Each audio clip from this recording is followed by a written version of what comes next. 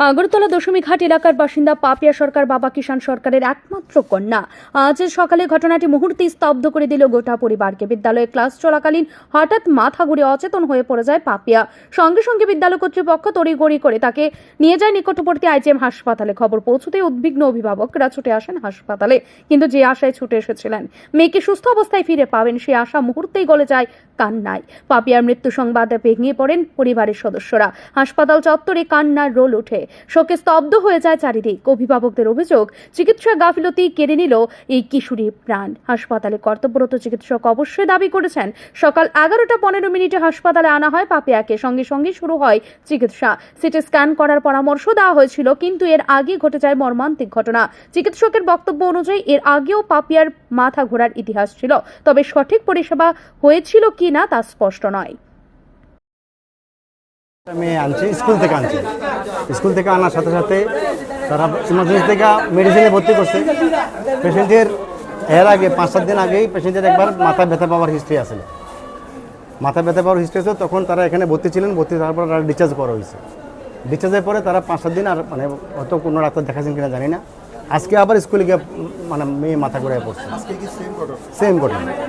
তো ঘটনার পরে যখন দেখা গেছে, তখন আমরা যখন দেখছি তখন মেয়ের কন্ডিশন একটু খারাপ হয়ে আছে।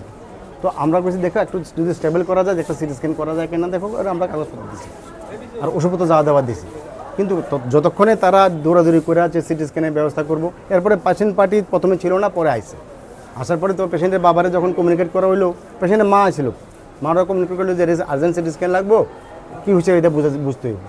তো তখন তারা কইছে যে আমরা মেয়েরা তো আগেও সিটি স্ক্যান করতে কইছে, তারা তো করছে না। আমি কথা আজকে করান, তো করান করে তারা চেষ্টা করতেছিল। এই ফাঁকে পেশেন্টের কন্ডিশন আরও খারাপ হয়েছে, পেশেন্ট মারা গেছে। তাদের যেটা বক্তব্য, আপনারা নাকি সিটি স্ক্যান করতে অনেকটা সময় নিয়েছে। পেশেন্টের টাইম হইতেছে, ইমার্জেন্সিতে রিপোর্ট করছে 11:55-এ।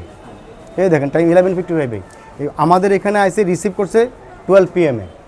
আমরা দেখছি 12:15-এ কাগজ দেওয়া হয়েছে। পেশেন্ট 12:30 থেকে 1-1.5 ঘন্টা আমরা কাছে ছিল। 2টার দিকে পেশেন্ট মারাই গেছে। তবে এসব অভিযোগ পাল্টা অভিযোগের আড়ালেই হারিয়ে গেল এক কিশোরীর জীবন। অসময়ে মৃত্যু যেন গোটা পরিবারকে ভেঙে চুরমার করে দিয়েছে। মা বাবার বুক ফাটা কান্না, আত্মীয় স্বজনের হাজারি, সবকিছু মিলে হাসপাতাল চত্বরে যেন হয়ে উঠেছে শোকস্তব্ধ এক অঙ্গন। এখনো পুলিশের তদন্তে নেমেছে। মৃত্যুর আসল কারণ ময়নাতদন্তের পরই জানা যাবে, কিন্তু প্রশ্ন থেকে যায়, সঠিক সময়ে সঠিক চিকিৎসা মিললেই কি বাঁচানো যেত পাপিয়াকে? একটি প্রাণ ঝরে যাওয়ার পর সেই উত্তর হয়তো আর কোনোদিনও পাওয়া যাবে না। ব্যুরো রিপোর্ট, ঋদ্ধি নেটওয়ার্ক।